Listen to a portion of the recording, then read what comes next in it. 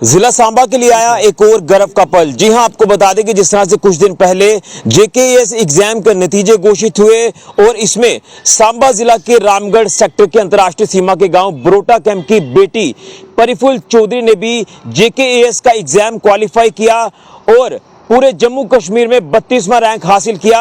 और ये 32वां रैंक हासिल करके परिफुल चौधरी ने पूरे जम्मू कश्मीर का और पूरे जिला सांबा का नाम रोशन किया और खास तौर पर रामगढ़ इलाके का नाम रोशन किया, जो कि अंतर्राष्ट्रीय सीमा का इलाका है और यहाँ पर कहीं ना कहीं रिसोर्सेज की भी काफ़ी कमी रहती है। लेकिन उन तमाम मुश्किलों से पार पाते हुए परिफुल चौधरी ने ये मुकाम हासिल किया है, 32वां रैंक हासिल किया है, जिसके चलते परिवार में काफ़ी खुशियाँ हैं।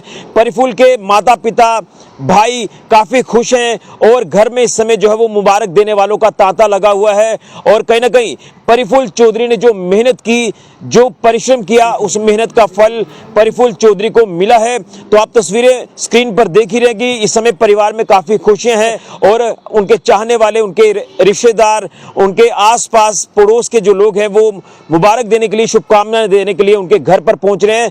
तो आप भी शुभकामनाएं जरूर दीजिए परिफुल चौधरी को। लेकिन इस सफलता को किस तरह से इस बच्ची ने हासिल किया है, इस मुकाम को किस तरह से हासिल किया है, इस रिपोर्ट को आप जरूर देखें। लेकिन बॉर्डर पर रहने वाले बच्चों के लिए परिफुल चौधरी इंस्पिरेशन बनी है। तो हम भी जेके मीडिया के पूरे परिवार की तरफ से परिफुल चौधरी को हार्दिक शुभकामना देते हैं। इस रिपोर्ट को देखना ना भूलें और इस वीडियो को ज़्यादा से ज़्यादा शेयर करें। कहीं ना कहीं सांबा जिला के लिए ये एक बहुत बड़ा पल है गर्व का। इससे पहले संजीव कुमार, जिन्होंने पूरे जम्मू कश्मीर में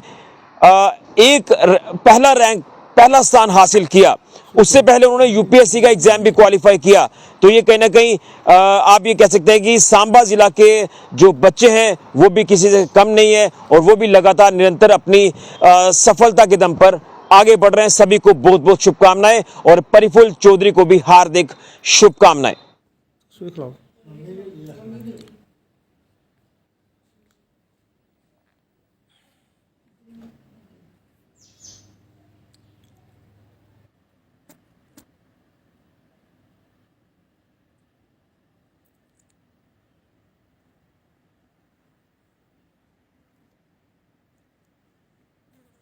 ये थर्ड अटैम्प्ट था मेरा।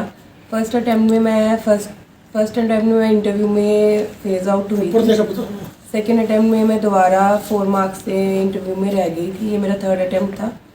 तो डिफ़िकल्टीज़ आती हैं जब इंसान फर्स्ट अटैम्प्ट में इंटरव्यू में जाएगा, उसको एक उम्मीद होती है इंटरव्यू में पहुंचने के बाद कि शायद मेरा फाइनलिस्ट में नाम होगा।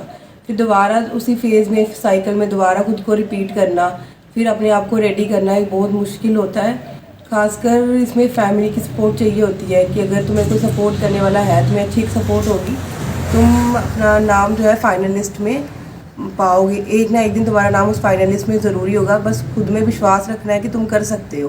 बाकी ऊपर वाले में विश्वास रखो। एक दिन ऐसा आएगा कि तुम्हारी मेहनत जो है वो फल लाएगी, सफल हो जाओगे। तो गाँव में एक थोड़ा पैट्रियार्कल माइंडसेट रहता है कि लड़की को थोड़ा पढ़ा के कि वो पढ़ने लिखने के काबिल हो गई, अब उसकी शादी कर दीजिए। तो ये एक मेंटल प्रेशर जो है गांव में हर फैमिली में रहता ही है। तो इस मेंटल प्रेशर से उबर के अपने पेरेंट्स को मना के तुम अपने फील्ड में अच्छा कर रहे हो, चाहे किसी भी फील्ड में कर रहे हो, तो तुम ज़रूरी एक ना एक दिन सफल हो जाओगे। बट फैमिली की सपोर्ट ज़रूरी चाहिए होती है। मेरी फैमिली का बहुत सपोर्ट था इसमें। इस टाइम मेरी एज 26 है, तो मेरी फैमिली ने मुझे 26 तक कुंवारे रखा है, इसीलिए कि शायद मैं एक ना एक दिन अपने फील्ड में या जो मेरा सपना है वो साकार कर लूँगी। तो फैमिली का सपोर्ट तो रहता ही है, तभी इंसान कर पाएगा। अदरवाइज़ फैमिली के सपोर्ट के बिना, अगर मेरी फैमिली ने मेरी शादी 18, 19, 20 की एज में कर दी होती, शायद ये सपना उसी टाइम ख़त्म हो गया होता। तो शुरुआत में ही मेरे दिमाग में ये था कि मुझे कुछ ना कुछ अच्छा करना है। ये सपना बाद में नहीं कि मुझे कभी बैठे कभी ये सपना आया है। शुरुआत में ही मेरे बचपन से ही ख्वाब था कि मैं कुछ अच्छा करूँगी। तो स्टार्टिंग में ये डिफ़िकल्टीज़ थी कि हमारे एरिया में इंटरनेट नहीं होता था। मुझे याद है वो दिन 2015-16 में कि हम लोगों के गांव में शायद 2G 3G भी नहीं हुआ करता था। शहरी बच्चों को ये सुविधाएं बहुत पहले से अवेलेबल हुआ करती थी। गांव से स्कूल में जाना, वो 1-2 घंटे का सफ़र, शाम को लेट आना। कोचिंग के दिनों में मुझे याद है मैं 11th-12th में जब कोचिंग में जाया करती थी, रात को 9 बजे घर आना। टाइम मैनेजमेंट और रिसोर्सेज का जो मैनेजमेंट है वो डिफ़िकल्ट तो रहा है।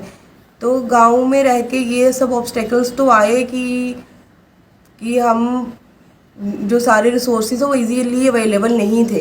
बाकी रहा कॉलेज के दौरान मैंने ये ठान लिया था कि मुझे सिविल सर्विसेज में जाना है। स्टार्टिंग से ही फर्स्ट ईयर में ही मैं ये तैयारी में लग गई थी, चाहे थोड़ा थोड़ा ही 10-20% ही इसमें कंट्रीब्यूट कर रही थी, बट ये उन्हीं दिनों से ये जो जर्नी थी मेरी स्टार्ट हो चुकी थी। ये अब्रप्टली नहीं हुआ है, it was a long journey. बहुत सालों पहले ये जर्नी स्टार्ट हो चुकी थी, थोड़ा थोड़ा करके आज वो सपना मेरा जो है वो साकार हुआ है।